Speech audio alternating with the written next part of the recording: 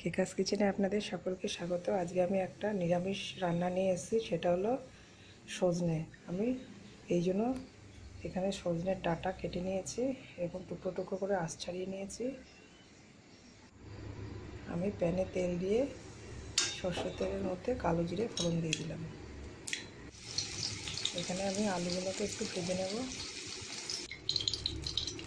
আলু ভাজাটা হয়ে গেছে, এবার আমি এগুলো তুলে নিলাম।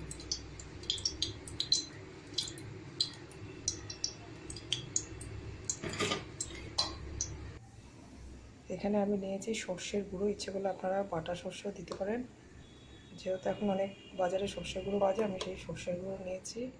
আর দিয়ে দিয়েছি হলুদের গুঁড়ো আর পরিমাণ মতো নুন। এটাকে আমি একটু ভালো করে মিশিয়ে নেব। প্রথমে মেশানো হয়ে গেলে আমি এটা একটু জল দিয়ে গুলে কিছুক্ষণ রেখে দেব।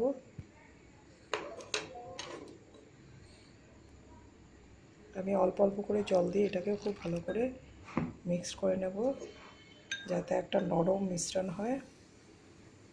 এটাকে আমি কিছুক্ষণ রেখে দিতে হবে। রেখে দিলে এটা আর একটু বাটা মশলার মতো টেস্ট হবে। কোথাও যেন কোনো ডালা না থাকে, আমি সেইভাবে এটা ভালো মতো গুলে নিচ্ছি।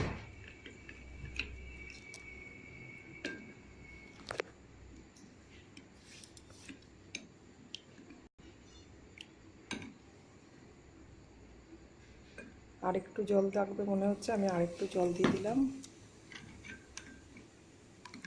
হ্যাঁ, এবার এটা সুন্দর একটা মিশ্রণ হয়েছে। এটা আমি কিছুক্ষণ রেখে দেব। আমি কিছুক্ষণ পর প্যানে তেল দিয়ে এর মধ্যে এই মিশ্রণটা দিয়ে দিলাম। খুব ভালো করে নেড়ে নেব, কিন্তু এটা বেশি ভাজা যাবে না, সবসময় ভাজতে তেতো হয়ে যায়। এই জন্য এটা আমি ভাজবো না। একটু ফুটে উঠেছে, এবার আমি এর মধ্যে আরেকটু জল দিয়ে দিলাম।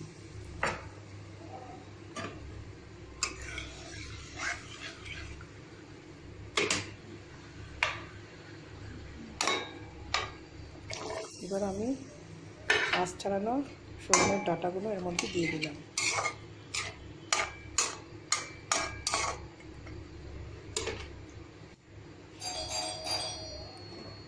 ভেজে রাখা আলুগুলো এর সাথে অ্যাড করলাম।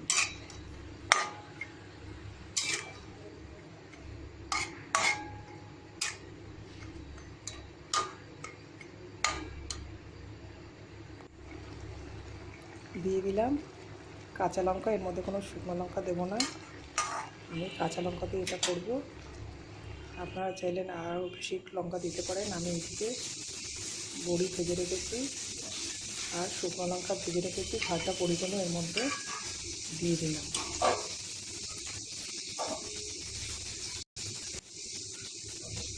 আর ওপর থেকে শুকনো লঙ্কাটা দিয়ে দিলাম। আমি কোনো লঙ্কার গুঁড়ো দিইনি, আমার এটা রেডি।